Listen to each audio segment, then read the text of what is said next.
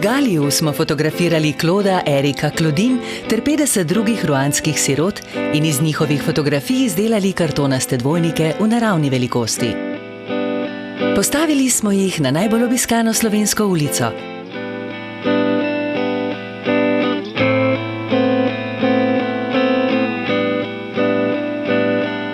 Na Čopovi ulici v Ljubljani so ruandski otroci preživeli z meščani in širšo slovensko javnostjo naslednjih 10 dni in noči.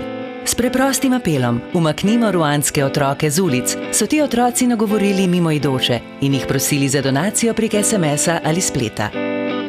S svojim nemim pričevanjem so sprožili glasne govorice in se dotaknili najširše slovenske javnosti. Prve otroke so s Čopove ulice umaknili ljubljanski župan in nekateri gospodarstveniki. In potem so zgodbo prevzeli mediji. Posebne akcije se je danes lotil slovenski UNICEF. V središču Ljubljane so postavili dvojnike otrok iz Ruande. Na ta način želijo opozoriti na stisko otrok v tej afriški državi, kjer je skoraj 1 milijon sirot. Na tisoče jih živi na ulici, za kos kruha so prisiljeni beračiti, pogosto so tudi žrtve zlorab in nasilja.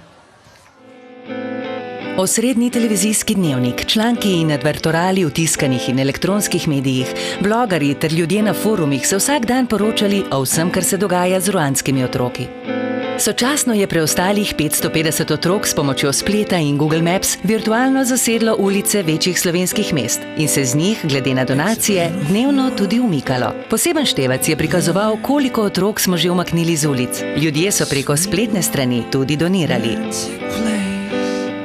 Med korporativnimi donatorji so se najbolj izkazali menedžerji slovenskih hotelov, ki smo jih s posebnim pismom spomnili na požrtvovalnost njihovega kolega Paula Rusesabagina iz znanega filma Hotel Ruanda. Ruandski otroci so na svoj nevzdržen položaj na ulici opozarjali tudi s citylightov in z letakov v časopisih, s katerimi se sicer večkrat pokrivajo tudi v resničnem življenju. Nekateri so obležali kar na cesti. V 10 dneh je bila večina kartonastih dvojnikov ruandskih otrok s Čopove rešenih, nekaj pa jih vseeno ni preživelo. Izkazalo se je, da so tudi slovenske ulice lahko zelo nevarne za majhne otroke, kar je dodatno vplivalo na reakcijo javnosti.